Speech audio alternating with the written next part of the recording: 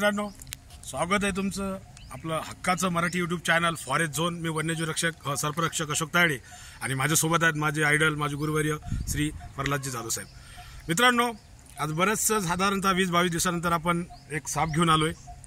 या सापाला याचे बरेचसे व्हिडिओ आपण टाकलेलेच आहेत, परत त्याच्याबद्दलची माहिती आहे महत्त्वाची आहे। हा खूपच तळपू मारणारा साप आहे। माणसाला जर कधी दंश झाला तर खूपच दर्दनाक मौत देणारा हा साप आहे। याचं नाव आहे रसल स्वायपर, सायंटिफिक नेम दबुया रसेली, मराठीमध्ये परड, घोणस। बऱ्याच खेड्यागावामध्ये म्हणजे विदर्भामध्ये याला परड म्हणतात, कोणी परवड म्हणतं, असं खेड्यापाड्यातले लोक याला अशा नावाने ओळखतात। तर सर्वात महत्त्वाचं म्हणजे मित्रांनो, याच्यामध्ये हायली पोटेंट हिमोटॉक्सिक नावाचं जे विष आहे त्यानं दंश झाल्यानंतर तिथं मसल टिश्यू डॅमेज होणं, तिथं मास गँग्रिंग होणं, तो भाग सळणं, दंश झालेल्या माणसाला त्याच्यात हिरड्यांमधून, डोळ्यांमधून, नाकांमधून ब्लड येणं, एवढं खतरनाक काम त्या विषयाचं आहे। तर मित्रांनो, हा साप याच्या जवळून जरी गेलो तर हा खूप ॲग्रेसिव्ह साप आहे। याला आम्ही तसेही याला हात न लावता रेस्क्यू करत असतो।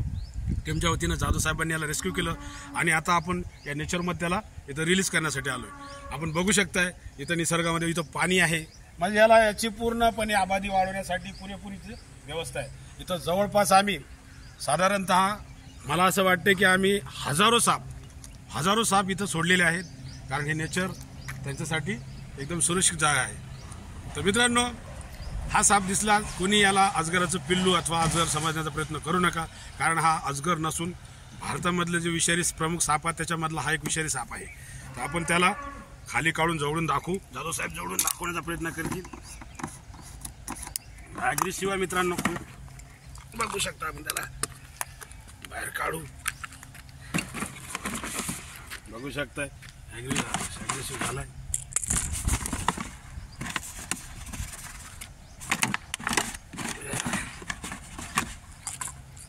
बघू शकता मित्रांनो, त्याने ही मुवमेंट केली म्हणजे समजून घ्यायचं हा 3-3.5 फुटापर्यंत जम्पिंग करून बाईट करू शकतो। बघू शकता फुल साईज आहे, त्याला घोणस